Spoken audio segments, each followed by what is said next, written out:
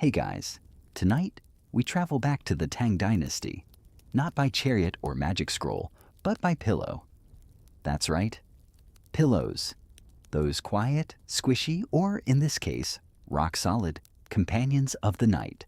But before you sigh and think, what could possibly be interesting about ancient Chinese headrests? Just imagine this. You've had a long day reciting Confucian texts or managing your family's mulberry farm, and now you're about to lay your head on a painted porcelain brick decorated with a wise proverb and possibly shaped like a lotus flower. Welcome to the strange, firm world of historical sleep. You're walking through a candlelit chamber, fragrant with sandalwood. Silk curtains rustle faintly in the breeze. A shadow glides past. The family cat? Or maybe someone from another realm? You're not sure. You pull back a lacquered curtain, and there's your bed. A raised wooden platform with layers of embroidered mats, and at its crown sits your pillow, a thing of beauty and minimal softness. Oh, and by the way, you probably won't survive this. Between the drafts, strict posture expectations, and the firm moral gaze of the ancestors, let's just say modern mattress topper luxury hasn't been invented yet. So, before you get comfortable, take a moment to like the video and subscribe. But only if you genuinely enjoy what I do here, and if you're listening in from your own candlelit chamber, or maybe your phone under the covers. Drop your location and local time in the comments. I love seeing where and when we're drifting off together. Now dim the lights, maybe turn on a fan for that soft background hum, and let's ease into tonight's journey together. You begin in a time when pillows were less about softness and more about symbolism. Before the Tang Dynasty, before the 7th century AD, really, pillows already had a long and strange history in China. Back in the Han Dynasty, they were carved from wood, stone, and jade. Some were crescent-shaped to cradle the neck. Others resembled tiny stools. Comfort? Optional? Correct spinal alignment? A very distant second to spiritual alignment. To sleep well was to live right, and to live right meant sleeping with intention. If your head rested on jade, for example, it meant you were chasing purity and moral clarity. Wood? You were probably either humble, poor, or both. And let's not forget those who used bricks, yes, actual fired bricks, wrapped in embroidered cloth, as a compromise between heaven's firmness and earth's chill. As you settle your head onto one of these chilly little monuments, you might notice something else: inscriptions. Many pre-Tang pillows already bore calligraphy. Sometimes it was a poetic couplet, sometimes a stern warning. Keep your mind as still as water. Or, more helpfully, think not of wine or women tonight. Historians still argue whether these inscriptions were more decorative than doctrinal. Was it truly about moral improvement, or just a chance to show off your uncle's elegant calligraphy skills? By the time the Tang Dynasty rolls around, though, something curious starts to shift. These blocks start getting beautiful. Glazed ceramics emerge, cool to the touch, but warm in tone. You might lie down on a porcelain tiger, its tail curled just so, or a sculpted lotus leaf complete with veining. The Tang pillow becomes not just a support, but a statement. Your family's choice of pillow reveals everything: their class, their values, their superstitions. You visit your cousin, who's married into a civil servant's family. Her pillow is shaped like a recumbent lady reading a scroll, symbolizing learning and proper wifely conduct. Yours? A minimalist oblong brick etched with a Zen aphorism. A clear mind sleeps without dreams. Too bad your dreams are almost always full of wild geese and lost laundry. And you're not alone. Tang people are obsessed with dreams.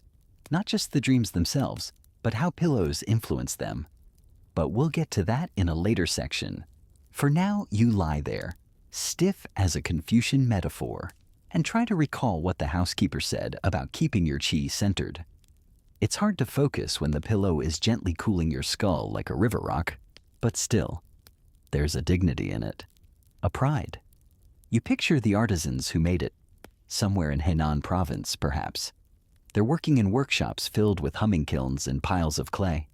They cast each pillow in molds, then hand-etch the sayings and paint delicate designs, cranes, mountains, flowing rivers, cloud patterns. One misstep and the glaze ruins the whole piece. It's slow work, meditative, like sleeping in a way. A fun fringe fact, some pillows from this era weren't even meant to be slept on. They were strictly decorative, or funerary. Buried with the deceased, so their soul had something solid to rest on in the afterlife. Archaeologists have found tomb pillows shaped like turtles, lions, and birds, all with lids, by the way. Some even had compartments for storing coins or tokens, because even in death, who wants to lose their head on a budget? Historians still debate whether these funerary pillows were made en masse for the tomb market, or if they were deeply personal objects crafted by commission. The truth may be somewhere in the middle, wrapped in embroidered cloth and set gently beneath a poet's skull. You start to doze now, imagining the clink of pillow on wood, the rustle of bamboo mats, the quiet thump of a dreamer turning their head on a porcelain fox. You're not sure if your neck likes this arrangement, but your imagination is having a wonderful time. And as your thoughts drift, so do we, deeper into the Tang bedroom. Next up, we'll peek into the sleeping chambers themselves, where the decor says more about your social standing than your tax documents, and where your pillow may be the most opinionated object in the room. You're inside now. The room is hushed, dim and vaguely smoky from the censers burning threads of sandalwood and dried orange peel.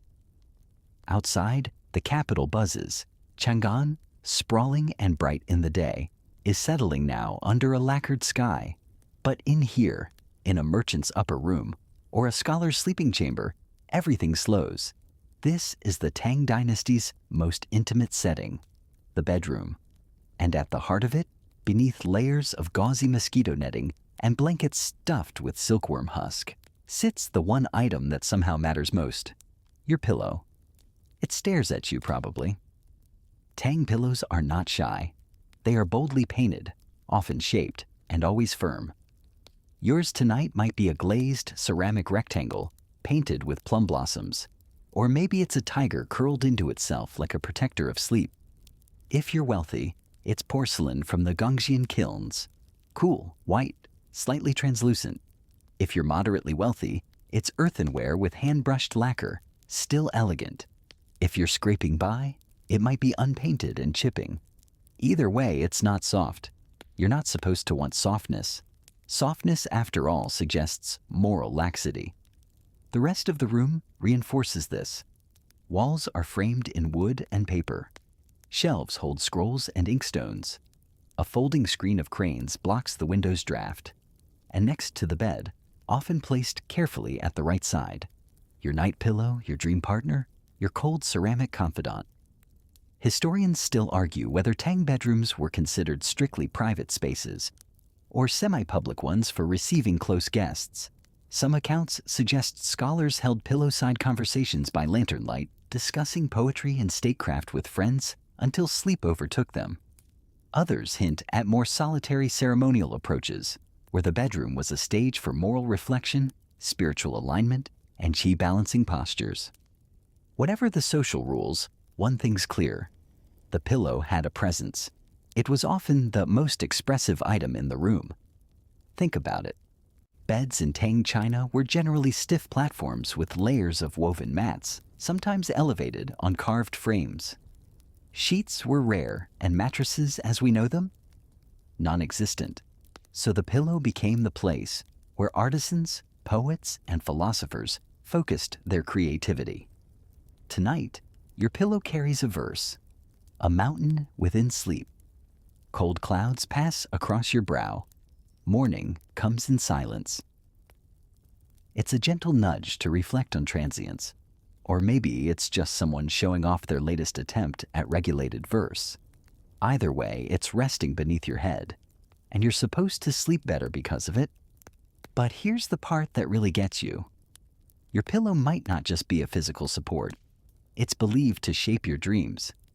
A popular belief during the Tang period held that certain shapes, materials, and even illustrations on a pillow could influence what you saw while sleeping. Dreaming of tigers? Perhaps the pillow was decorated with one. Recurring dreams of flight? There's a phoenix motif for that.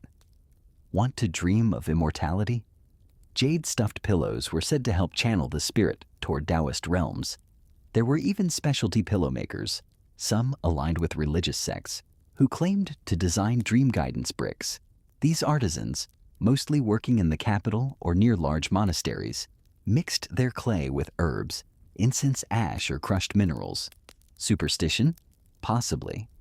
But so widespread that even the skeptical carried dream interpretation manuals by their bedside. Imagine lying there on a winter night, wrapped in layers of hemp and silk, nose cold from the stone air, head cooling against a hollow porcelain cat that promises you dreams of ancestors and lantern festivals. There's something oddly comforting about that, isn't there? One fringe detail. There's record of pillows being lent out. Yes, rented pillows.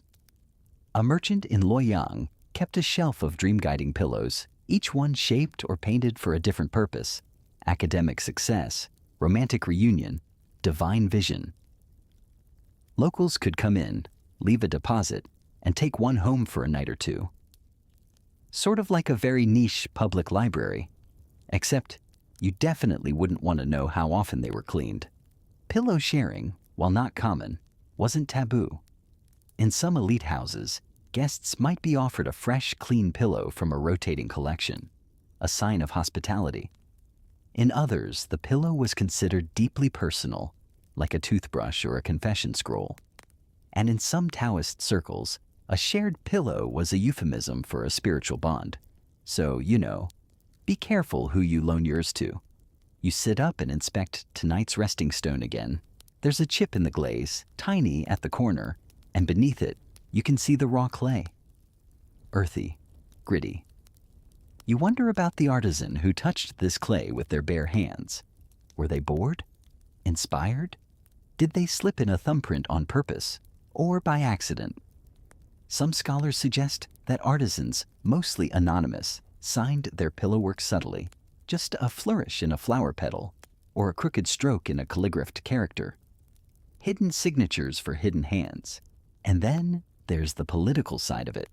You didn't think pillows were above court intrigue, did you? During high periods of Tang bureaucracy, scholars and minor officials would sometimes commission pillows with embedded messages. Philosophical, yes, but also sometimes sassy. A poem about the foolishness of power. A proverb that just happens to reflect poorly on the minister of rights. Passive resistance? Possibly. Sleepy rebellion? Maybe. And of course, there's the domestic drama. One pillow found in a tomb bore the inscription, "Even in dreams she scolds me." Oof. That's rough. Whether you're lying on a tiger, a lotus, or a painted cube of cool porcelain tonight, one thing's certain. The Tang pillow is more than a headrest. It's a stage, a mirror, a miniature philosophical battleground with one job: to hold your head, and maybe guide your soul a little while it's at it. Outside, the wind rustles through bamboo. A dog barks twice in the courtyard, and your eyes grow heavier under the watchful gaze of a plum blossom pillow that's seen generations of dreamers drift off on its polished back. You let it hold your thoughts, cool your brow, and whisper verse in the dark. By now, your neck has settled into a slight ache, the kind of ache you get when your pillow's made of clay and painted with the likeness of a goose reading poetry. You shift a little. It doesn't help much, but you're not supposed to mind. That discomfort? It's working for you. That firmness? That's the whole point. Because here's where the Tang gets serious. Pillows, in their eyes, were moral teachers. That's not just poetic talk. It's quite literal. Sleep for the Tang elite, especially the Confucian-leaning gentry, wasn't just a time to rest your body. It was a chance to cultivate your character. A weak pillow, they believed, produced a weak spine. A weak spine, in turn, produced weak morals. Everything was connected. So yes, your pillow is subtly judging you. And not just yours. In Tang medical texts and household manuals, there are actual diagrams and prescriptions for who should sleep on what kind of pillow and why. If you're too prone to daydreaming, you need a stone pillow shaped like a tortoise. It's meant to ground the wandering mind. If you're too angry, one filled with lotus seeds will cool your temper. Too soft on criminals? Try sandalwood. Can't stop gossiping? There's a medicinal mushroom-stuffed option for that. Whether or not it worked is beside the point. These pillows were like horoscopes you could nap on. One preserved pillow found near modern-day Xi'an had a short inscription baked into its ceramic spine. Let your head rest firm, your thoughts grow still, your conduct upright. That's not gentle encouragement. That's a threat from a brick. The court physicians of the Tang era were big on balance. Yin and yang, the 5 elements, the movement of qi, and they didn't stop at herbs or acupuncture. The Tang believed a well-designed pillow could physically redirect your qi. A too soft pillow? Qi pools in the throat, leading to sluggish humors. Too high? Qi escapes through the crown. Too low? Qi collapses inward, resulting in weak breath, bad dreams, and, worst of all, poor poetry. Yes, bad poetry was considered a diagnosable ailment. That's how seriously they took this. In fact, one fringe text from the early 800s claims that a particularly uninspired palace poet was once prescribed a jade tea pillow to realign the poetic soul. He slept on it for 30 nights, and upon returning to court, delivered a poem so transcendent that the emperor allegedly wept into his sleeve, or sneezed. Historians still argue whether the scroll recorded a tear or a sniffle. This obsession with alignment wasn't just philosophical, it had practical elements. Tang households placed pillows in particular positions, not just on the bed, but within the room. Pillows were aligned toward the cardinal directions to harmonize with feng shui principles. North-facing pillows were said to enhance mental clarity. East-facing, good for digestion. South, risky, too much fire energy. West, best avoided unless you were prepared for spiritual visitations in your dreams. Tonight, your pillow faces north-northeast, which supposedly supports thoughtful, introspective dreaming. That might explain why you're suddenly remembering that time you accidentally called your teacher mother during recitation. Mortifying, yes, but enlightening, maybe. Let's not dwell on it. Instead, let's zoom out. Tang China was bustling with commerce, art, and ideas. Silk routes ran across the empire, and pillow culture was both a luxury export and a local obsession. Foreign envoys returned to their own courts with Tang-style headrests, sometimes bemused, sometimes delighted. In Japan, high-end courtiers adapted the hard pillow concept into lacquered neck braces for geisha-style hair preservation. In the Islamic world, embroidered pillow covers spread as luxury goods, but the firm ceramic pillow itself? That never quite caught on. It was, shall we say, an acquired taste. Back home, pillow debates raged quietly. Confucian scholars, for instance, insisted that hard pillows fostered upright thinking and were necessary for self-discipline. But Buddhist monks took a different angle.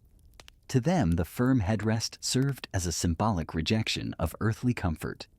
If you wanted to reach enlightenment, you had to start with a good, firm pillow, and then try to sleep without even liking it. Taoists, meanwhile, saw pillows as instruments of spiritual travel. Some believed that jade or cinnabar-stuffed pillows could channel the spirit through the gate of dreams to commune with immortals.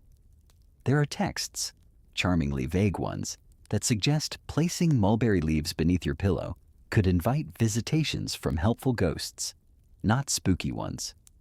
Just the ghost equivalent of that one coworker who always helps you carry things. Speaking of travel, ever heard of a pillow journey?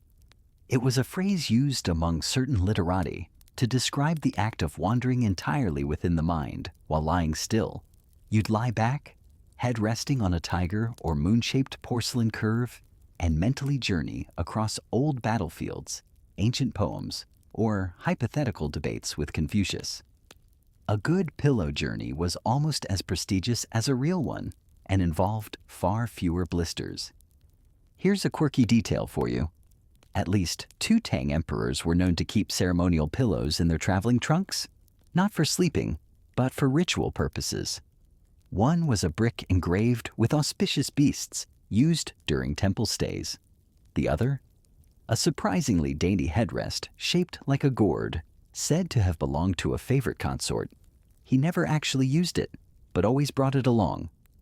Sentimental? Maybe. Superstitious? Definitely. And that brings us to love. Yes, even romance was filtered through pillow culture. Tang poetry is filled with references to shared pillows and empty headrests. There's one particularly tender couplet that goes, "Your pillow is warm, though you are far, so I rest closer to mine." Heartbreaking in a gentle, ceramic way. Some couples commissioned paired pillows, mirrored in shape or design. One popular motif, carp swimming toward each other, symbolizing persistence, love, and the hope of reunion. Others opted for subtler gestures, matching glazes, secret inscriptions, or twin foxes carved on the underside, only visible when lifted. But it wasn't all romantic. Occasionally, pillows were used to send a message. One tale tells of a noblewoman who, upon discovering her husband's latest concubine, sent him a new porcelain pillow with a single word painted in red lacquer. Regret. Oof. Again.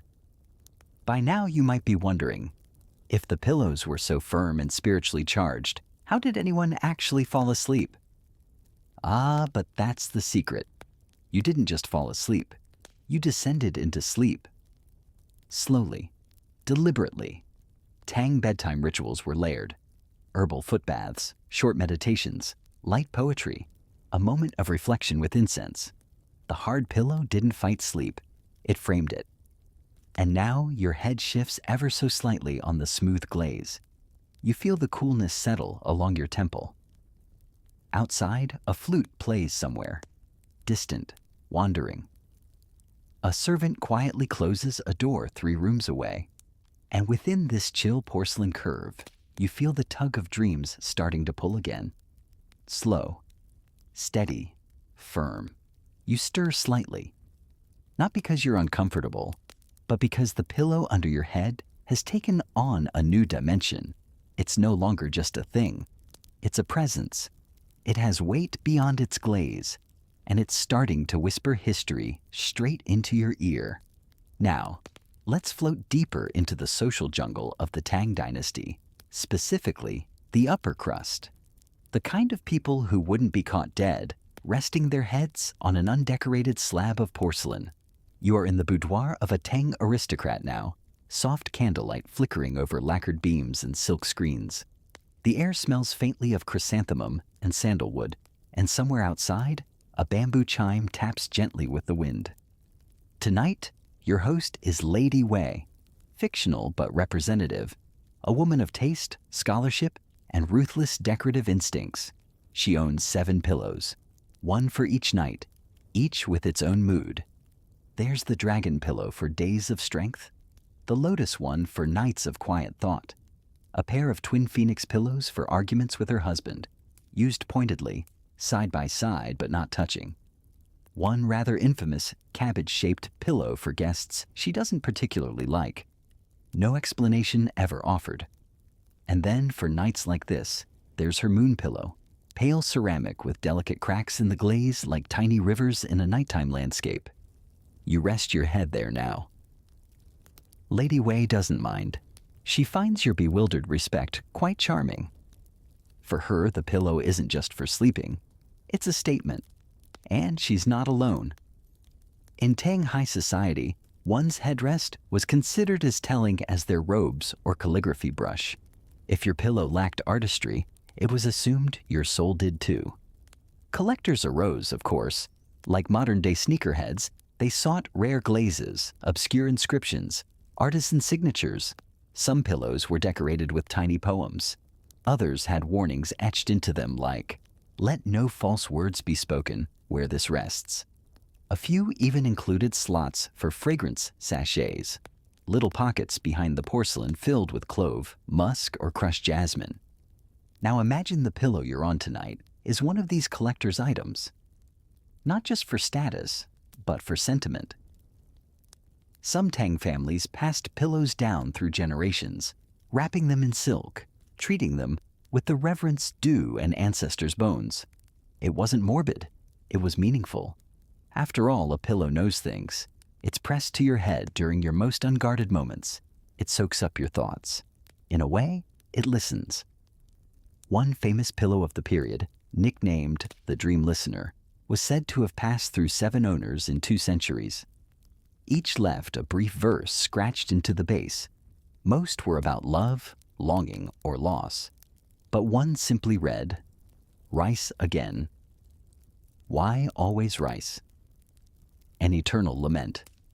Now, while Lady Wei carefully rotates her collection with the seasons, wood pillows in summer, bronze in winter, her husband is far more practical.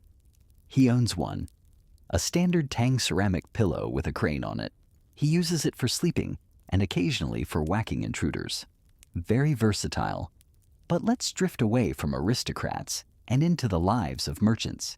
Here in the middle-class homes of bustling Chang'an, things are a bit livelier. Picture a merchant's quarters where pillows double as both comfort and commercial asset. Traders often stored coins or beads inside hollow pillows, especially those made of clay or hollowed lacquer. A pillow was easy to overlook during a burglary, and the coins made a pleasant clinking sound that many found strangely soothing. Early ASMR, perhaps?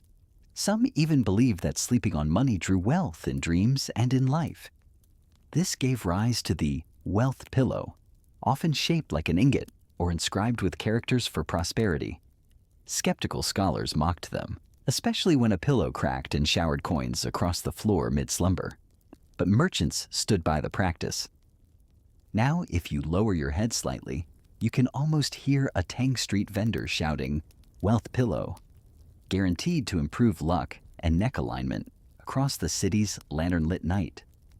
And while you're at it, peek into the quarters of an aspiring poet, a man who can't afford much, but has painted bamboo shoots onto the base of a stone pillow as a form of aspiration. Bamboo bends, but does not break. He lies awake at night, composing couplets in his head, one side of his face going numb against the cold stone. Somewhere nearby, a courtesan practices lines from a play. Her pillow is shaped like a peach blossom, not because she's romantic, but because she knows her patrons expect it. The symbolism in pillow design mattered more than we might guess. For example, crane motifs signified longevity. Peaches evoked fertility and charm.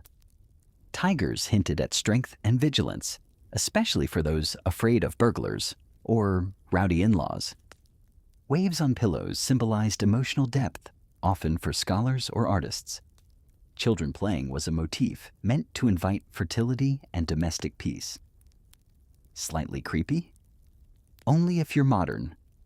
These motifs weren't just random. They spoke volumes about the pillow's owner, their hopes, their fears, their roles. In fact, pillow motifs became so culturally loaded that Tang dramas often referenced them. There's one comedic play from the 9th century where a merchant's romantic troubles are symbolized by a broken peach pillow and a mistakenly gifted crane pillow. Audiences found this hilarious because in Tang slang, switching pillows could imply changing allegiances or lovers. Yes, Tang audiences loved a good innuendo. But let's shift just a little to a more curious corner of Tang society, the dream manuals. You see, Dreams weren't just idle fluff to the Tang. They were maps, messages, sometimes omens, and a great deal of dreaming was believed to depend on your pillow. Certain pillows were thought to influence the content and clarity of dreams. Some were filled with herbs like mugwort, said to sharpen dream recall. Others were carved with scenes of immortals, to guide the spirit in sleep. A few eccentric nobles even commissioned astrologers to determine the optimal stuffing for their birth signs. You, for instance, might be assigned deer hair and powdered pearl. Fancy period.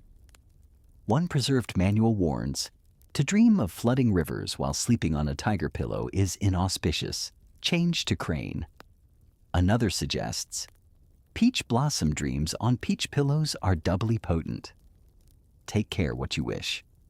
Historians still argue whether these manuals were taken seriously or more like fortune cookies with footnotes, but they were used. Found tucked into pillow storage boxes, referenced in court diaries, scribbled into the margins of poetry. Tonight, your dreams feel tangled but gentle. There's something about a carp reciting poetry and a moon-shaped boat made of porcelain. You let it float. Back in the palace, a young empress practices her calligraphy. Her head rests on a soft glazed earthen pillow, while her hand moves with ink and silk.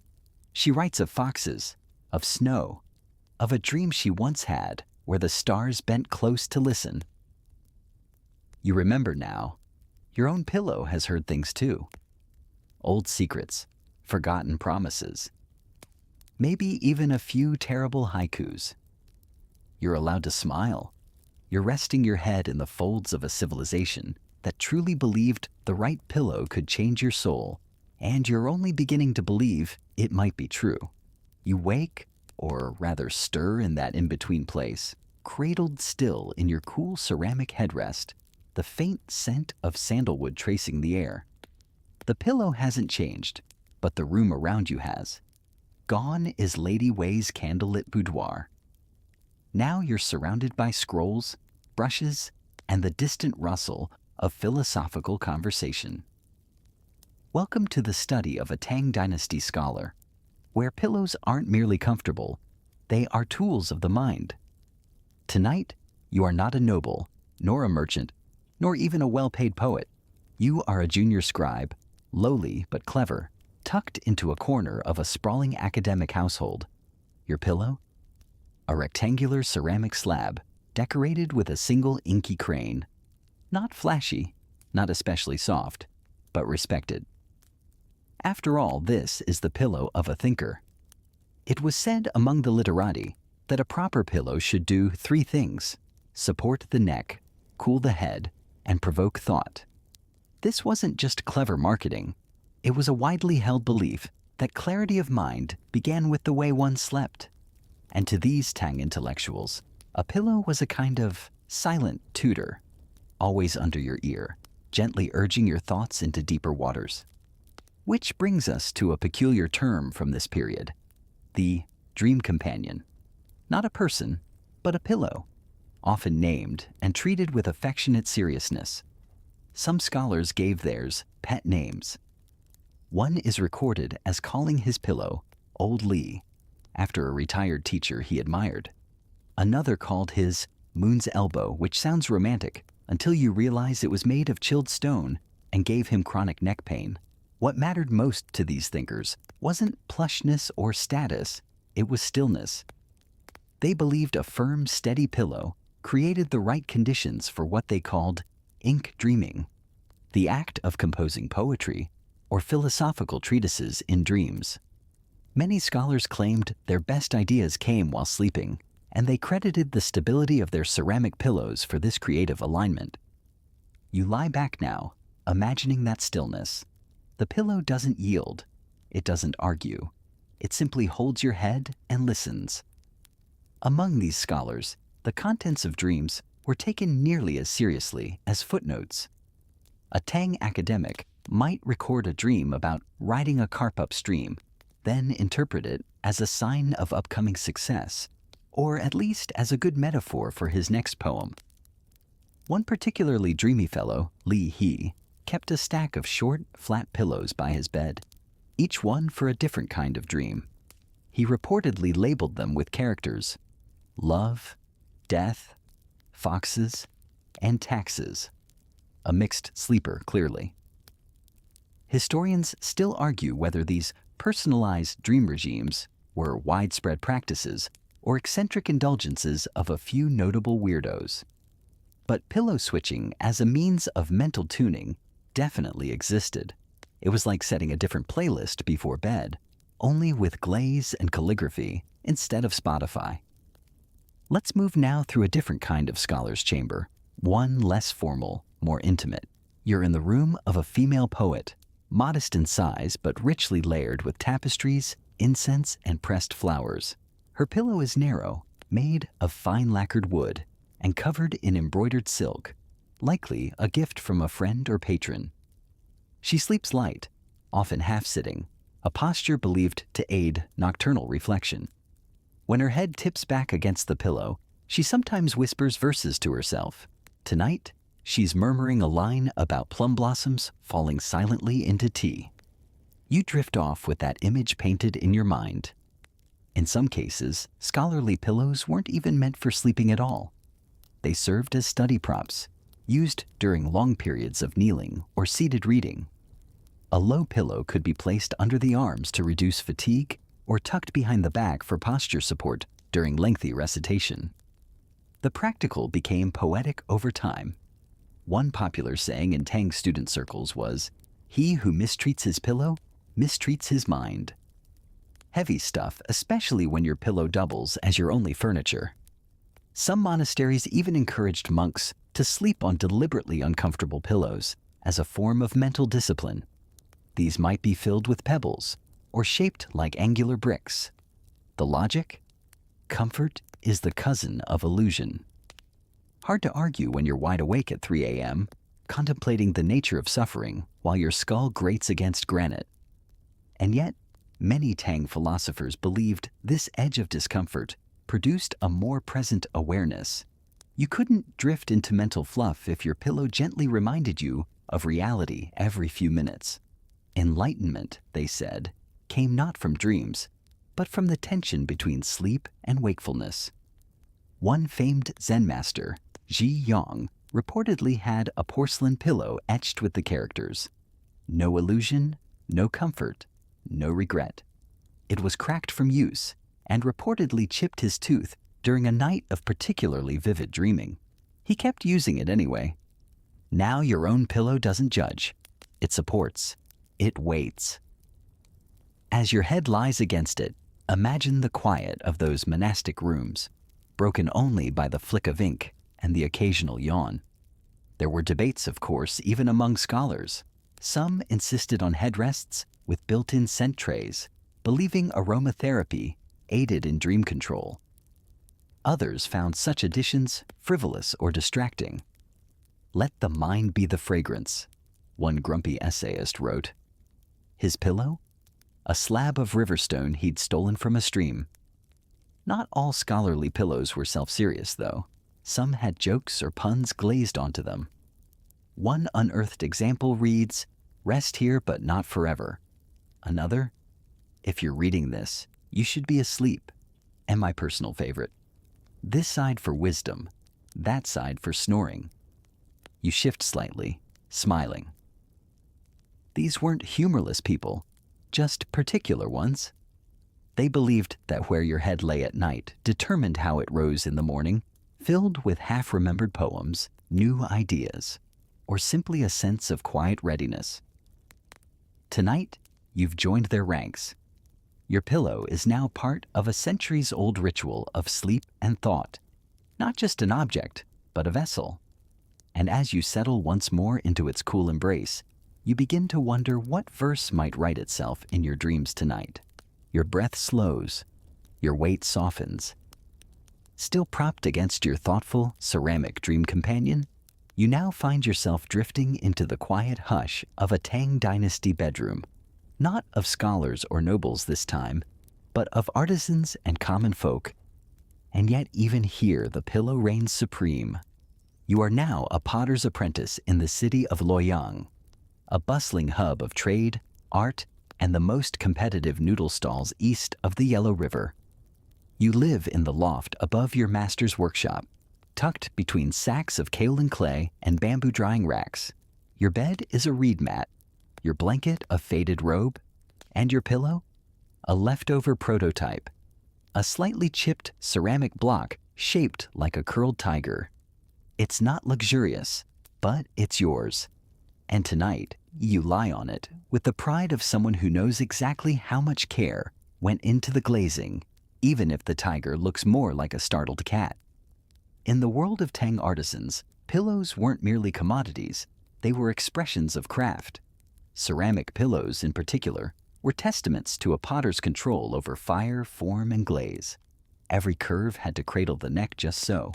Every painted scene had to survive the kiln intact. One crack, and weeks of work went up in smoke. Your master once told you that the hardest thing to sculpt was peace, and a pillow, he said, was nothing if not a sculpture of peace.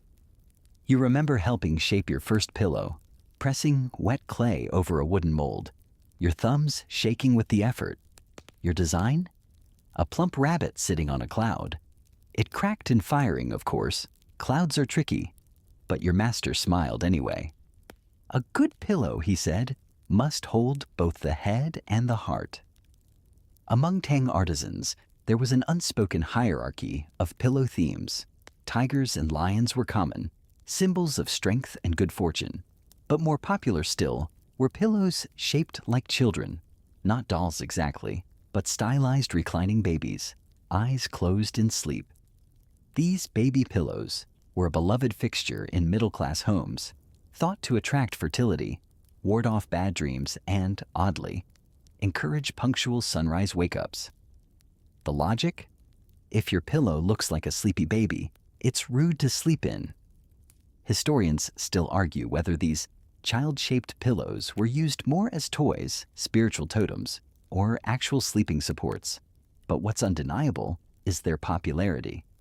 Excavations in Henan and Shanxi have turned up dozens. Chubby arms tucked under their cheeks, grins faintly mischievous. Your own pillow, the startled tiger, sits humbly beside one such creation in the workshop's display room. It's a top seller. Mothers buy them for daughters. Brides are gifted them at weddings. Some even get buried with them. After all, who wants to face the next world with a stiff neck? As a craftsman, you've learned to read pillow buyers like a poet reads tea leaves. The newly rich want elaborate designs, painted garden scenes, or pillows that whisper poetry when tilted, clever tricks with ceramic tubes. Scholars ask for minimalist ones with austere calligraphy. Laborers? They just want something that won't chip when dropped. Your favorite customers, though, are the ones who choose based on dreams. One woman came in asking for a pillow shaped like a fish. "My husband dreams of rivers," she said. Another demanded one with phoenix feathers. "I want my daughter to dream boldly," she explained. And then there are the people who pick based on feel. These are your kind of people. They close their eyes in the shop, test each pillow like they're trying on silence. Some lie down right on the floor, unbothered by dust, just to know what it really feels like. You understand that. A pillow isn't just a purchase, it's an audition for intimacy. In more humble homes like yours, pillow material was often dictated by practicality. Ceramic was durable, yes, but heavy. Wealthier families might commission lacquered wood pillows or padded silk-wrapped versions filled with rice husks, green beans, or even tea leaves for fragrance. But most artisans, like your neighbors, slept with whatever they could shape or scavenge. One particularly clever blacksmith down the street forged an iron pillow for himself and his wife. It was always cool, he boasted, though his wife claimed it gave her the most aggressive dreams of her life. Still, it never wore out. You once visited a brickmaker's home where the pillow was just a well-worn brick wrapped in linen. "Call it a poor man's cloud," the host had said with a grin. But even the most modest pillows were often decorated. It was tradition. Even the smallest child's ceramic pillow might bear a lotus flower, a duck, or a wobbly line of good luck characters. These designs weren't merely aesthetic. They were whispered wishes fired into clay. A wish for health, a wish for marriage, a wish sometimes for one more peaceful night. Tonight, as you close your eyes, the tiger pillow presses its weight into your temple. Not uncomfortable, just there. Solid. Reliable. You've learned to love its flawed glaze, its slight wobble. You've even grown fond of the strange little spot on the tiger's nose, where the glaze pooled too thick and turned an odd shade of green. You imagine your own hands shaping pillows again, turning clay, trimming edges, watching the kiln fire bloom red through its peephole like a waking eye. You're not just crafting objects. You're crafting the very thing that cradles a person's self when they're most vulnerable. There's something quietly sacred in that, something sleep-worthy. Morning glints through the wooden slats of your humble studio window, though you won't see it, of course.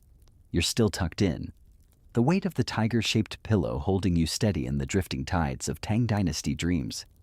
And now, we drift sideways through time and space, floating gently into the lives of the people who used these pillows, the ones who, centuries ago, trusted their heads to ceramics, silk, wood, and dreams. You are no longer the potter. You're a traveling doctor now, the kind who carries a lacquered box of needles, powders, and dried roots. You know pulses like a poet knows metaphors. And you know that when a patient tells you they can't sleep, it's never just about the body, it's the pillow. Always the pillow. In the Tang Dynasty, insomnia wasn't dismissed as a personal failing. It was treated as a spiritual misalignment, a mismatch of wind and fire, a disturbance in your organ clock. And pillows, oddly enough, were often part of the prescription. Let's say a merchant comes to you, complaining of restless nights. He tosses and turns, dreams of falling into wells, wakes sweating before dawn. He blames his diet. You suspect his pillow. Sure enough, it's one of those new hollowed ceramic kinds with slots for scented herbs. Only, he's stuffed it with cassia bark and dried orange peel, which invigorates the liver meridian. Wrong direction entirely. So you prescribe a new filler, crushed lotus seed, dried chrysanthemum, and maybe a pinch of angelica root.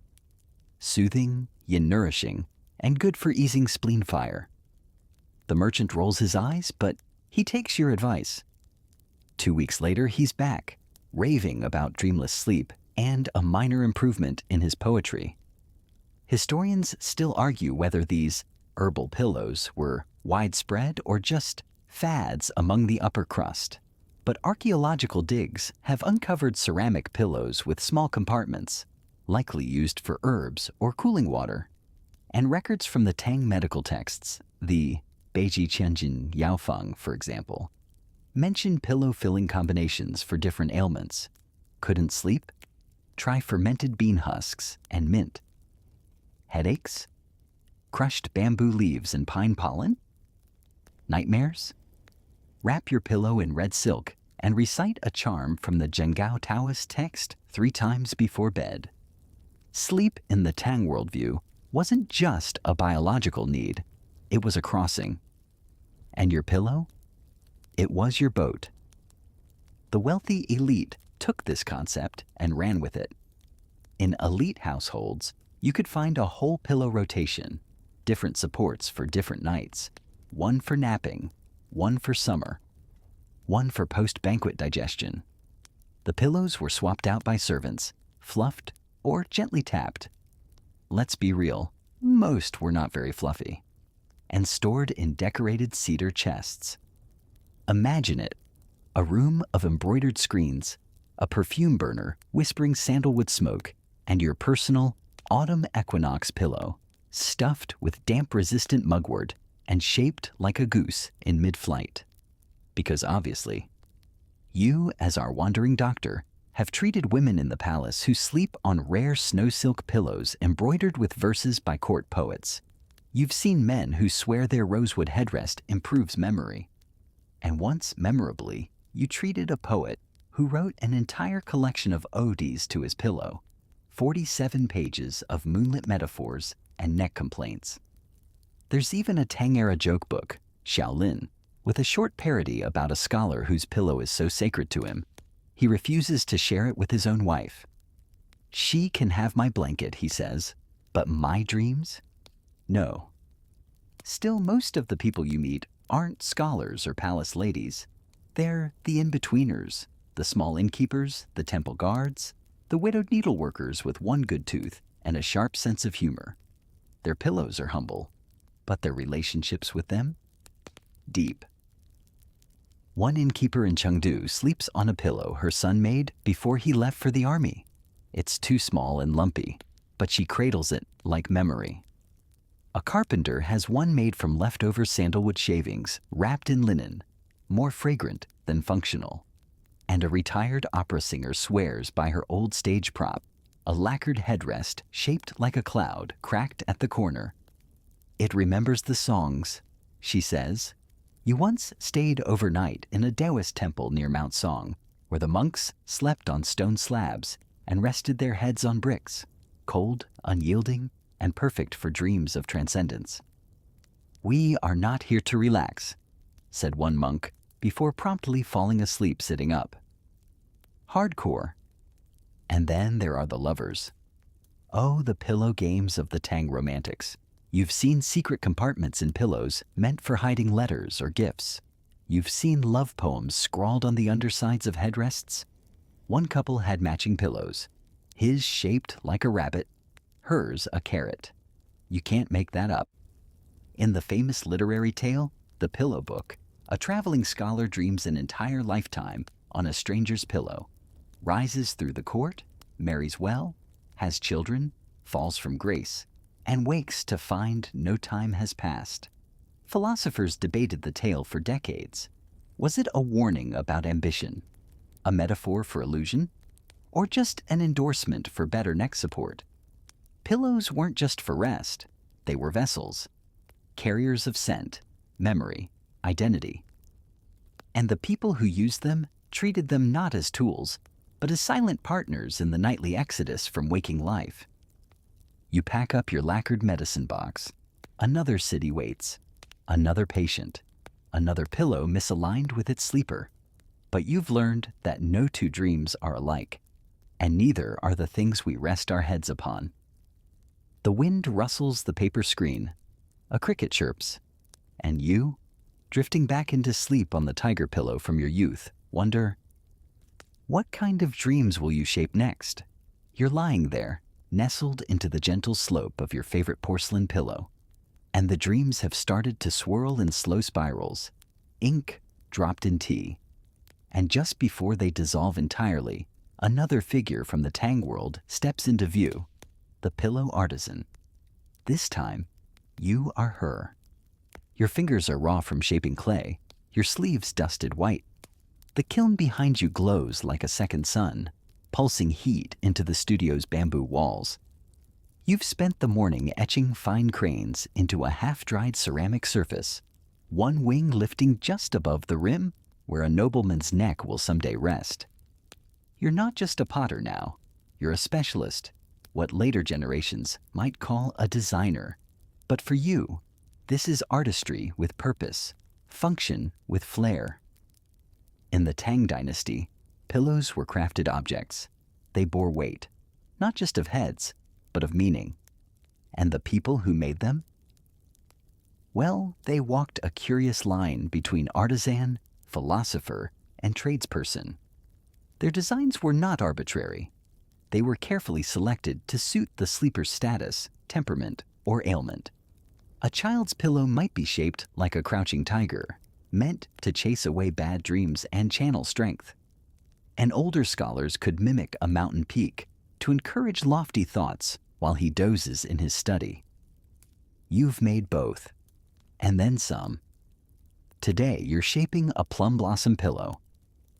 Not just because it's beautiful, but because the plum represents winter's endurance. The nobleman's wife who ordered it believes it will give her strength in her coming pregnancy. You don't ask why she's sleeping alone. The molds you use are lined with motifs you've carved yourself. Waves, bamboo stalks, phoenixes, the occasional cheeky frog. You know which shapes sell in Chang'an, and which fetch higher prices in Loyang. The cranes, always the cranes, are popular among widows. They symbolize immortality, or maybe escape. Historians still argue whether those motifs were primarily decorative or tied to deeper spiritual meaning. You've noticed a trend lately. More and more patrons are requesting pillows in animal shapes. One woman wanted a carp so realistic that it confused her house cat. A merchant ordered 5 identical dragon pillows for his 5 sons, each with their name glazed under the jaw. You took special pleasure in getting the fangs just right. Pillow fashion, you've realized, flows with the rivers of court taste. When one concubine in the palace sleeps on a ceramic goose, every middle-class family suddenly needs one. And so you adapt. But unlike the silk makers or the jade carvers, your work is humble. It's used every day. It cradles dreams. You press a stamp into wet clay. Your maker's mark, 2 crossed reeds in a circle. Most people won't notice it, but the keen-eyed collectors in the capital do, and so do the poets. You once received a poem as payment. For the one who shapes the slope of sleep, it began. The client couldn't afford silver, but he left you 100 verses tucked under a pillow shaped like a cloud. You still use it to prop up your tools. Back then, guilds were less formal. Most artisans like you learned by apprenticeship. You recall your own mentor, a wiry woman with a laugh like cracking rice paper. She could center a lump of clay with her eyes closed and always told you, make the pillow as if your worst secret will rest on it. You never did figure out what she meant. Your workshop isn't grand, but it's full of wonders. A row of drying pillows shaped like mountain peaks. One half-finished lacquered wooden headrest you're making for a client in the opera. And tucked in the corner, a personal project. A twin set of moon-shaped pillows meant to fit together like a puzzle. You imagine 2 lovers sleeping apart, but dreaming the same dream, each with half the moon under their head. Ceramics are your specialty, but you respect the other pillow makers. The carpenters who smooth elm into soft curves. The seamstresses who layer lotus floss into cloud-like cotton pillows for newborns. Even the weirdo alchemists who insist certain minerals amplify dream clarity if placed near the temples. You tried sleeping next to a lump of tourmaline once. It just made you sweaty. Occasionally, a scholar will ask you to inscribe a line of poetry on the underside of the pillow. They claim it infuses the dreamer with inspiration. You pretend to roll your eyes, but you always write it with care. One of your favorites. Rest is not the absence of work, but the presence of the self returned. You've begun to keep your own notebook now. Sketches of new shapes, notes on which glazes crackle prettily under moonlight. A list of dream symbols your clients have told you about. Hawks, pears, lost rivers. Sometimes when the kiln is cooling and the stars are bright, you lie on a prototype and close your eyes. You let your own head sink into the design. You imagine the lives of the people who will sleep on your creations, their thoughts, their sorrows, the small invisible dreams they don't even remember in the morning. And in that stillness, you understand. Your work is more than decoration. It's an invitation, a little sloped gateway to a softer world. Maybe someday someone will dig up your pillows from the earth, centuries from now. They'll wonder who made them, why they chose to shape sleep into a dragon, a plum blossom, a wave. They'll argue over the meaning, the symbolism, the functionality. Maybe they'll call you a craftsperson, maybe an artist. Or maybe they'll just rest their head on your work and feel for a moment at home. Either way, you've done your job. The moon creeps across the floor of your studio. The kiln embers sigh, and you drift into a sleep filled with half-fired shapes and quiet satisfaction. You awake before dawn, pillow marks pressed like seals into your cheek. You're someone else now, still within the Tang Dynasty, still entangled in the strange embrace of pillows. But the morning belongs to a different character, a mid-tier official named Wen Yao, who is deeply, almost comically, obsessed with sleep hygiene. You rub your eyes and sit up on a narrow bamboo bed. The air is cool, spiced with the scent of camphor wood and last night's herbal rub. You keep your room sparse, only a scroll or two on the wall, a lacquered tray by the bed holding a teapot, and, of course, your prized ceramic pillow shaped like a tortoise. You chose this one deliberately. Tortoises live long, dream slowly, and rarely make impulsive decisions. You aspire to be more like your pillow. Wen Yao is not important enough to sleep in silk, but he takes sleep more seriously than most of the emperor's inner court. And it shows. Your nightly ritual is practically a performance. First, you boil water with a pinch of chrysanthemum. Then you hum quietly. Same 4 notes, always in the same order. You believe it opens the gates of the inner moon. A visiting monk taught you that, though he never elaborated on what the inner moon actually was. And then, just before bed, you flip your pillow over. Always.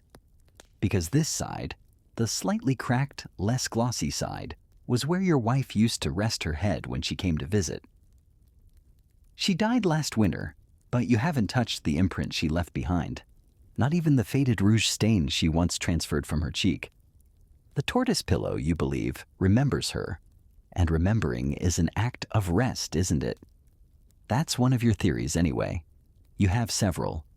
You've been drafting an essay titled The Dream as Civilizing Agent, though no one has yet asked to read it. You think deeply about the philosophy of sleep, something not uncommon among Tang elites. In a society where dreams were often seen as divine messages or spiritual journeys, sleep was more than just a biological need. It was a portal, a workshop of the soul, a nightly round-trip ticket to another version of the self. You remember a line from a poet in court. Each dream is a rehearsal for the afterlife. That one hit a little too hard after your wife passed. But your routines aren't just emotional, they're strategic. You rotate pillow height according to the season. Summer? Lower. You want airflow? Winter? Higher. Keeps the damp away from your neck. Historians still argue whether the height preferences were tied to medical beliefs or just personal comfort. Speaking of which, you also sprinkle your pillow with a mix of crushed mint and wormwood. You read in a medical compendium that it soothes intrusive spirits. You're not sure if it works, but it smells nice and discourages ants. Tonight, you're troubled. You've been asked to join a diplomatic envoy to the southern provinces. A great honor, but it would mean sleeping in strange inns with commoner bedding, perhaps even, heaven forbid, on a soft, collapsing feather pillow. You shudder at the thought. You once spent a night on one while visiting your cousin in Luoyang. You woke up groggy, disoriented, and convinced your dreams had been scrambled. You wrote an angry letter to the innkeeper and 2 apologetic poems to your spine. No, the firm pillow suits you best. You believe it encourages good posture, even in the unconscious state. One of your physician friends insists it aligns the QI flow through the nape of the neck. Another thinks it's just a superstition. You shrug. Either way, you haven't caught a cold in years. You're also convinced that your dreams are clearer when you sleep on porcelain. Something about the cool surface and its echo of moonlight seems to clarify the images. You once dreamt a full tax reform strategy on your pillow. It was, sadly, never implemented. Sometimes, though, your pillow betrays you. Like last month, when it slipped off the bed and shattered against the stone floor. You screamed, not dramatically, but enough to startle your neighbor's chickens. You held the 2 halves like broken wings, devastated. You had it repaired. The artisan filled the crack with gold lacquer, kintsugi style, though that was more common in Japan than China. Still, it felt right. Now when you sleep on it, your head aligns directly with the golden seam. You tell yourself this makes your thoughts more valuable. Among your many notes and half-finished essays, there's one titled The Pillow as Axis of Civilization. You've only written the title. You're not entirely sure what it means yet, but it feels true. You once argued, drunkenly at a poetry party, that the quality of a government could be judged by the pillows its ministers sleep on. Lumpy pillows breed lumpy laws, you slurred, to thunderous applause. Someone carved it into a peach pit and mailed it to you later. But not everyone shares your reverence. Your cousin sleeps on a pile of books. Your uncle prefers a rolled-up robe. You pity them. They lack ritual. They lack spine support. Your favorite moment, always, is that exact second your head touches porcelain and the world hushes. The pillow, cool at first, gradually warms with the back of your neck. It cradles your worry, flattens your thoughts, and then you're gone. Down into the velvet strata of Tang dreams, past the gongs of the city guards, past the whispering walls of your childhood home, past the remembered warmth of your wife's hair on your shoulder, past the tortoise-shaped vessel of your sleep. There you drift. You dream not of laws or rice prices, but of clouds shaped like script, pillows that hum lullabies, and libraries where you sleep between the pages. When the envoy leaves for the south, you decide you'll bring a travel pillow. Smaller, pinewood, shaped like a lotus pod, and you'll try to dream your way back home. The air outside is crisp, dry, and wrapped in the faint perfume of autumn chrysanthemums. You're not Wen Yao anymore. Tonight, your perspective shifts into that of a Tang Dynasty merchant woman named Li Zhen, one of the rare independent traders who deals in luxury sleep goods, specifically pillows. You stand at your market stall just outside the northern gates of Chang'an. The city's pulse thrums like a distant drumbeat, and your goods glint under morning sunlight. Ceramic pillows in turquoise and ivory, rosewood neck rests, and even a rare embroidered rattan model from the southern jungles. You're known locally as Pillow Li. Not the most glamorous nickname, but at least people remember it. Your customers are a strange mix. Traveling monks, bureaucrats, rich wives, middle-class students, and once, even an executioner who claimed soft sleep gave him cleaner aim. You didn't ask for clarification. You adjust your display, dusting a glazed pillow shaped like a crouching lion, one of your favorites. It's rumored to ward off nightmares. You've never tested it personally, but you say it with a confident smile. Half of selling is storytelling. And oh, do you have stories? Like the time an imperial concubine's attendant bought 6 pillows from you in secret, each with a different floral motif. You weren't told why. Rumors later claimed she used a different one depending on what mood she wanted to create before seeing the emperor. Peony for seduction, plum blossom for poetry, chrysanthemum for melancholy. A pillow per mood. That woman understood marketing. You know your materials like a musician knows their notes. Porcelain cools fast but cracks under pressure. Bamboo breathes better but doesn't hold fragrance. Lacquered pine is light and pretty, but too soft for snorers. Historians still argue whether pillow materials reflected social rank or personal taste, or both. You argue they reflected the weight of one's dreams. You also know which dynasty produces which flavor of pillow. A Sui era design? Usually dull, practical. Song dynasty? They love florals and poems. But the Tang? Oh, the Tang pillows are theatrical. They're sensual. They're carved, painted, scented, even embroidered with personal mottos. One client had a line stitched into his bamboo rest. He who forgets sleep forgets success. You think that's a bit much. You cater to all kinds. The scholar who wants something firm enough to correct my thinking. The dancer who asks for a rose-scented neck roll, just soft enough to cry on. The widow who requests a double-sided pillow, her side cool, her late husband's side warm. One man, a tea merchant from the borderlands, paid extra for a pillow that looked like a pile of tea leaves. It didn't sell well, looked like a lump of mold, but he swore it brought him peaceful dreams of his childhood farm. Your best seller, oddly enough, is the simplest design. A rectangular porcelain pillow with a small moon painted in the corner. It's called Quiet Guest. You suspect people like it Not just because of the shape or coolness, but because the moon reminds them that something is watching over their sleep. You consider that your masterpiece. Of course, not everyone is a fan. One old man once stormed into your stall and demanded a refund, shouting, "Your pillows are haunted. They whisper to me at night." You gave him half his money back and kept the pillow. It didn't whisper to you, but then again, you don't listen too hard. You sleep with a different pillow every week? Part product testing, part amusement. You take notes in a leather-bound journal, organized by scent, weight, emotional resonance, and what dreams came afterward. Some entries read like poetry. Others are just lines like, "Too sweaty? Nightmare about paper taxes." No, you believe wholeheartedly that pillows have temperaments. Some are jealous, some are playful. Some, like the round silk one you currently use, seem oddly flirtatious.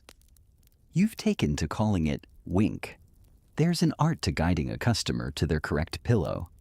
You ask gentle questions. Do you sleep curled or flat? Are your dreams quiet or busy? Do you miss someone?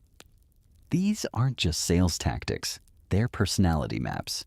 You even once gave a free pillow to a beggar girl who said she dreamed of riding clouds but woke up in the dirt. You handed her a cloud-shaped neck roll and told her, "Ride farther next time." The girl came back months later and left a pine cone on your stall. No words, just the pine cone. You still have it. As night falls and you pack up your wares, you feel a calm pride. You're not a noble, you're not a scholar, but every night, hundreds of heads rest a little easier because of you. Your fingers have smoothed the final surface of more dreams than any priest or poet. You light a small oil lamp in your stall, letting the flickering glow bounce off the ceramics one last time. The tortoise shell glints, the phoenix feathers shimmer. The moon pillow gleams like a lighthouse. You smile. Then you choose tonight's companion, a narrow cedar pillow infused with lavender petals, and walk slowly home, steps softened by the familiar weight of dreams wrapped in clay, wood, and song. Tonight, you wake earlier than usual. It's still dark, deep, pre-dawn Tang Dynasty dark, the kind that soaks through paper windows and makes oil lamps seem too bright. You're still Li Jin, pillow merchant, but today you're not going to your stall. Today you're going somewhere far more peculiar, the pillow tombs of Luoyang. Yes, the pillow tombs. That's what the locals call them.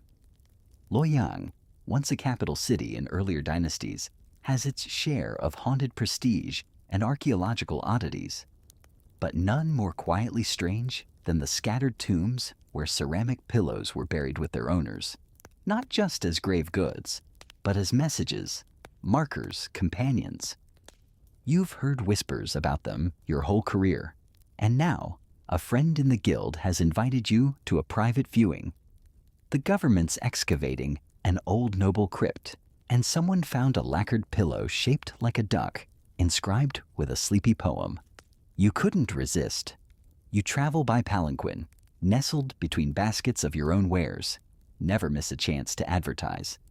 The journey is bumpy, the air cold, and the conversation limited to the occasional grunt from the bearers. By mid-morning, the tomb opens before you. A sloping earthen cavity, half covered in tarps, smelling faintly of mildew and old incense. You step in cautiously. It's cooler underground, the air still, as though history itself is holding its breath. Inside, you're met by an archaeologist, an older man in hemp robes, pince-nez halfway down his nose. He gestures you over silently and points. Your breath catches. There it is, the duck. It's a ceramic pillow the size of a loaf of bread, shaped like a sleeping duckling with its beak tucked under one wing. It's painted in soft greens and faded golds, and on its side is a short inscription. In life, I floated. In sleep, I still drift. You whisper a reverent, "Wow." Not very scholarly, but accurate. It's believed this belonged to a courtesan from the mid-Tang period. Maybe she chose it, Maybe it was gifted. Maybe it was meant to tell the spirits she preferred dreams over rebirth. Historians still argue whether burial pillows were truly used in life or made solely for funerary purposes. Some say they were dream conduits. Others say they were merely status symbols. You suspect both are true, because what is more status-laden than declaring, even in death, "This is how I rest"? The archaeologist shows you more. A cracked ivory pillow bearing a lotus and the words, "Let me bloom again in dreams." A jade-studded pine neck rest, etched with talismanic spirals, perhaps a spell against night demons. A simple clay model, unpainted in the shape of a closed eye. No text, just an eye. Quiet, watching nothing. You pause longer at that one. "What do you think it means?" you whisper. The archaeologist shrugs. Some say it represents the eternal sleep. Others that it protects the dreamer from spirits. I think, he chuckles, someone just liked the shape? A fair point. Not everything ancient must be symbolic. Sometimes people just had odd taste. As you move deeper into the tomb, you see signs of mixing. Persian motifs on a Tang pillow, Turkish blue glaze on a Chinese form. You recognize one pillow, a phoenix design, you've sold before, replicated by modern artisans who likely had no idea they were copying funerary goods. You ask the archaeologist if he finds it eerie. "No," he says, gently brushing dust from a floral silk cushion. "I find it soothing. These people prepared for rest, the way generals prepare for war." That sticks with you. You think of how we, in the modern world, treat sleep as disposable, a side effect of exhaustion. But here, sleep was an art, a ritual, an aspiration. To rest deeply was to live richly. Back above ground, the light seems too bright, the real world too fast. You take a deep breath, fingers still tingling from centuries-old clay. That night, you change your own pillow to something plainer, a modest ceramic model shaped like a folded fan. No poems, no carvings, just a smooth, cool surface. You sleep like a noble buried in springtime, and you dream of ducks. You wake with a start.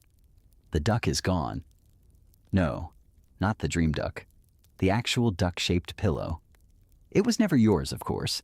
It stayed behind in that quiet tomb near Loyang. But its image lingered, hovering over your bed like a soft-spoken ghost. You roll onto your side, pressing your cheek against the cool ceramic of your folded fan pillow. It doesn't whisper, but you listen anyway. Today, you're not dreaming or traveling. Today, you're crafting. You run a small side workshop, a narrow sunlit room in the rear of your Chang'an home. Clay dust clouds the windows, and swatches of fabric flap gently in the breeze, like dozing flags. This is where your pillows are born, or at least where they're dreamed up. You're not alone. Your apprentice Wei is already at work. He's 17, has the patience of a monk, and the artistic flair of a frustrated poet. You once found a pillow he'd inscribed with a line of Tang poetry, rewritten to include the phrase, "snore like thunder." He claimed it was ironic. You claimed it was blasphemy.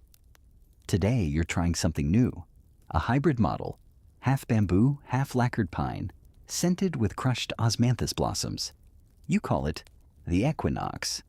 It balances warm and cool, hard and soft, morning and night, sleep and wake. You're particularly proud of the scent blend, a hint of nostalgia wrapped in bedtime. But crafting isn't just mixing materials like soup, it's temperamental. The bamboo warps in humidity. The lacquer sticks to your fingers. You and Wei spend half the morning arguing over shape. He wants a rounded top. You insist on a crescent curve for better neck support. Curves are elegant, you say. Curves are impractical, he mutters. Curves make people dream better. There's no scientific basis for that, but you say it with conviction. Historians still argue whether pillow shapes had meaning beyond comfort. Some point to the lion-shaped pillows as symbols of vigilance, sleeping with strength. Others think they were just fun to look at. You believe form and spirit are linked. A sleepy head will dream differently on a square than on a cloud. Midday light filters through paper panels as you set the new mold to dry. The scent of osmanthus fills the air, and you swear just for a moment you could nap right there, cheek pressed to the future. Your workshop is also a library of sorts, shelves crammed with scrolls and scraps of old designs, some inherited, some traded, some entirely invented. One diagram shows a pillow shaped like a lotus pod. Another offers blueprints for a collapsible silk cushion that fits inside a scroll case. You never built that one. Too fiddly. Wei asks why you bother. No one makes these anymore, he says, brushing dust off a Song Dynasty drawing of a pillow with 3 tiers. That's the point, you reply. We do. You test every design before you sell it. No exceptions. You once slept with a pillow made entirely of pebbles to test a customer's odd request. You regretted it. Your spine still complains about the pebble week. Sometimes you get commissions from scholars who want verses carved into the side. One asked for the entire Tao Te Ching, all 81 chapters on a single surface. You laughed, then quoted it back at him. Those who know do not speak. Those who speak do not know. He didn't get the joke. In the afternoon, a customer arrives, a widow named Fan, older, composed, wrapped in plum silk. She carries a pillow she bought from you years ago, a moon-shaped ceramic piece slightly chipped. I'd like it reglazed, she says, gently stroking its cracked surface. You nod, taking it in your hands. Did it stop working? She smiles. Number it worked too well, it's full. Full? She pauses, then says, of memories. You understand. Some pillows collect dreams like scrolls collect ink. You don't question it. You simply begin the process. Soak, polish, glaze. Memory preservation in 3 steps. That evening, you sit by your small hearth with a fresh sheet of rice paper sketching your next idea. A hollowed ceramic pillow with a compartment inside. Something to hide notes, or keepsakes, or wishes. You call it the whisper box. Maybe it'll never sell, but you'll make one anyway, just to see what dreams it holds.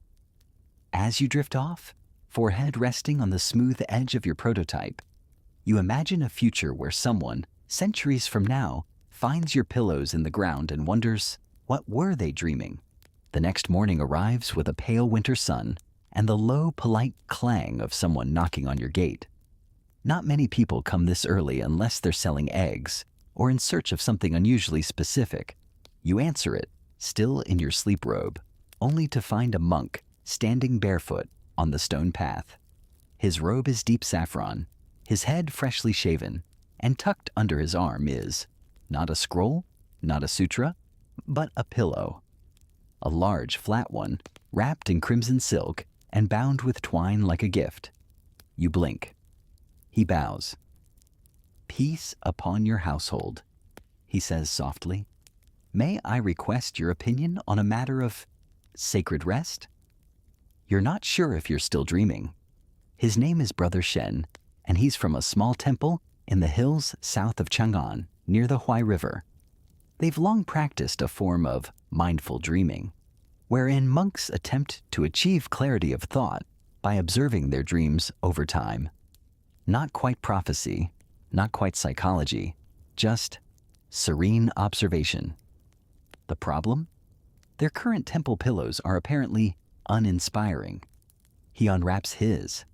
It's huge, unpainted, functional, the shape of a doorstop. We've been using these for decades, he says with mild embarrassment. They hold the neck, yes, but they don't invite the spirit to drift. You nod solemnly. You've seen this kind before. Temple standard sleep tools. All function, no poetry. Brother Shen's hoping for something more contemplative, something that reminds the dreamer of the vastness of sky. the stillness of moonlight. The shape, he says, should suggest impermanence, but also belonging. Wei, who has eavesdropped from the workshop doorway, mutters, "Try making that on a lathe." But you're already sketching. What about a pillow shaped like a cloud? Not a cartoon puff, but a drifting Tang-style inkwash rendering, flowing curves, uneven elevation, a touch of asymmetry to prevent spiritual arrogance. You show the drawing to Brother Shen. He hums in approval. And inside, you say, perhaps a hidden chamber for prayer beads, or a lavender sachet. He smiles. Even dreams can benefit from small anchors. Over the next few days, the temple pillow becomes your obsession. You test clay densities, mix ash glazes, experiment with subtle gradients of gray and indigo. Wei calls it your cloud phase. You don't deny it. You're dreaming in cumulonimbus. Historians still argue whether monks and nuns of the Tang Dynasty truly prioritize sleep rituals, or whether these were small, isolated practices. Some scholars cite records from Mount Wutai, suggesting evening meditations sometimes bled into lucid dreaming. Others dismiss it all as posthumous myth-building. You, however, have seen too many temple commissions to ignore the trend. Sacred sleep was a thing. You deliver the finished piece in person. The pillow is low and wide, the ceramic smoothed to a fine porcelain sheen. Its curves invite the hand, like water, invites reflection. A discreet seal on the base reads simply, "Wind rests here." Brother Shen weeps quietly. You don't say anything. Just place it in his hands. On your walk back, you think about the odd intimacy of your trade. People let you into their sleeping lives, their headaches, their wishes. You're not a doctor or a priest, but you might be the next closest thing in certain households. At home, you find Wei trying to sculpt a pillow shaped like a sleeping pig. What? He shrugs. 4 children. You pause. Add wings, you say. He grins. That night, you write a note to yourself. Design for wandering monks, foldable travel pillow, dual purpose for meditation, or napping beneath ginkgo trees. You file it next to Whisper Box and Osmanthus Blend 3.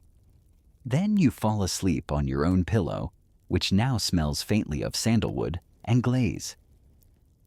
In your dream, a saffron-robed duck flies across a sky made of parchment, dropping feathers that turn into moon-shaped pillows. You don't even question it. There's a rumor going around the northern end of the market. Apparently, a wealthy merchant's wife has ordered an entire collection of pillows, one for each season, with matching covers, symbolic inlays, and even scent profiles designed to evoke time-specific moods. Spring will smell of plum blossoms and flirtation. Summer of lotus and citronella. Autumn brings musk and burnt orange rind. Winter, she insists, must carry the scent of old parchment and pine smoke. You hear all of this from your silk vendor, who also sells gossip on the side. She's calling it a sleep almanac, he whispers. It's ridiculous, but lucrative. Naturally, you're intrigued. Not because of the money. Well, partly because of the money, but also because the idea is brilliant. You start that afternoon with Winter. You already have the pine resin. You grind it into powder and stir it into glue for the lacquer. Parchment? Trickier. Old scrolls are precious. You experiment with yellowed scraps from broken books, hoping their scent will mingle without overwhelming. Wei comes in, sniffing the air. Smells like a monastery caught fire. Perfect, you say. Design-wise, you borrow from mountain architecture. Angular curves meant to deflect wind. The pillow arches slightly in the middle, like a snow-covered rooftop. The base is weighted for stability, because people roll more in winter. You carve plum branches along the sides, bare, unblooming. Then you test it. That night, you fall asleep beneath 2 blankets and dream of frost on poetry. A voice in your dream says, "Use dried ginger next time." You wake up and write it down. Your sleep almanac quickly becomes the talk of town. Autumn's version, your personal favorite, uses crushed persimmon skins and is shaped like a falling leaf. Spring's is mischievous, a soft ceramic surface shaped vaguely like a rabbit. Summer proves controversial. Some people love the citronella. Others say it reminds them of mosquito coils. Historians still argue whether ancient Chinese aromatherapy was truly about medicine or just refined indulgence. The Tang left records of incense recipes so complex they read like symphonies. One scroll describes a sleeping compound that required ground pearls, deer musk, and tears collected from a specific type of frog. You don't go that far. You're not insane. But you do create a scent you call drifting scholar. A mix of sandalwood, old ink, and just a hint of tea leaves steeped too long. It's weirdly comforting. With demand rising, you're forced to hire a second apprentice. This one is 10. His name is Pei, and he claims he once slept through an earthquake. You ask him his pillow secret. He says, "I curl up like a shrimp." You start designing a shrimp-shaped pillow the next day. Sometimes you wonder what your ancestors would think. Your grandfather made roof tiles. Your father made bricks. You make bedtime sculptures. But you've found your rhythm. Your shop hums with quiet creativity.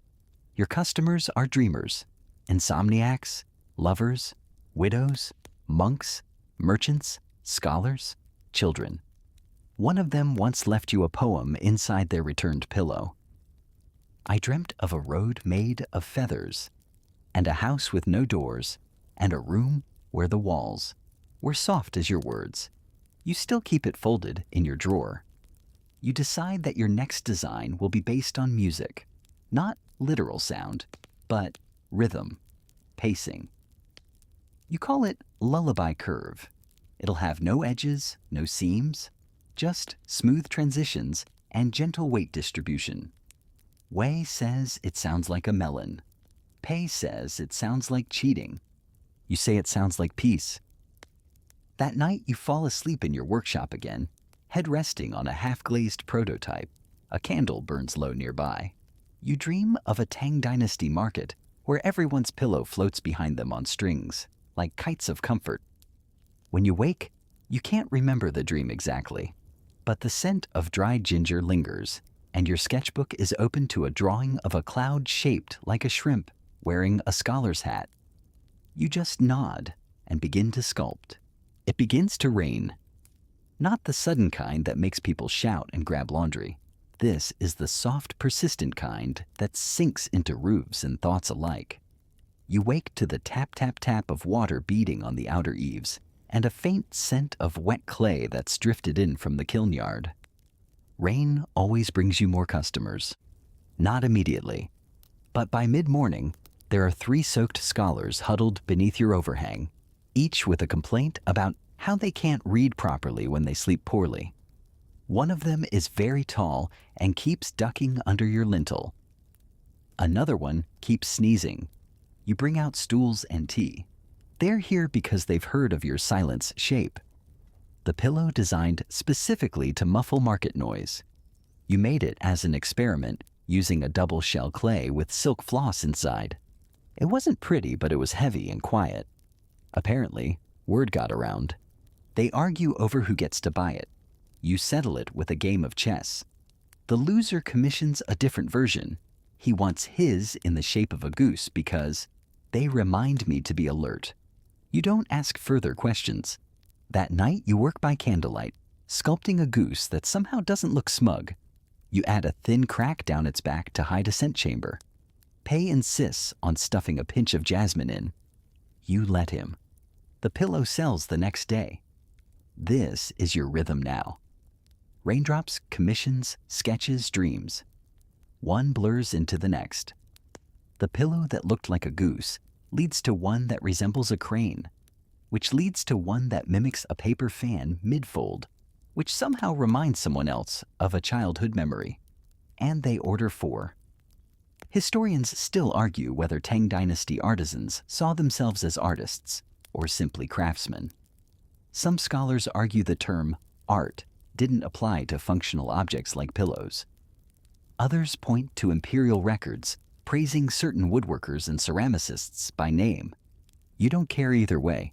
You've become known not just as a maker, but as a kind of sleep consultant. People bring their troubles to you like they might to a local healer. A merchant's wife says she dreams of drowning. You make her a pillow shaped like a lotus boat. An old soldier can't rest unless he hears the clang of a bell. You embed a tiny bronze pellet inside his headrest that chimes once when flipped. Wei says you've lost your mind. You tell him he can't lose what's floating. One morning, Pei brings in a baby bird he found fallen from a nest. You keep it warm in a spare kiln overnight. It survives. You sculpt a nest-shaped pillow the next day. Just because. Sleep, you've come to understand, is never just sleep. It's ritual. It's recovery. It's rebellion. In an empire obsessed with progress, rest becomes its own kind of art form. Your final project of the season is simple. A pillow that resembles a moon. Not just any moon. A Tang poem moon. Round, yes, but with a flaw. A thumbprint in the glaze. An intentional imperfection. Because not every night is perfect, and not every dream needs to be. You keep that one for yourself. And that night, as rain falls again outside, and Pei snores softly under the counter, and Wei mutters something about chicken-shaped headrests in his sleep, you finally ease down onto your moon pillow and feel still. Whole. Drifting. You don't dream that night, but if you had, it would have been slow, gentle. A soft walk across ceramic clouds, where each footfall chimed quietly like gratitude. And now, as our little journey draws to a close, the rain outside quiets into a memory. The kiln fires go cold. The tools lie at rest, and the clay sleeps in its buckets. Even the goose-shaped pillow, smug though it was, has nestled into some grateful scholar's bed. You're lying back now, your own head nestled gently in whatever shape comfort chose for you. Maybe it's round.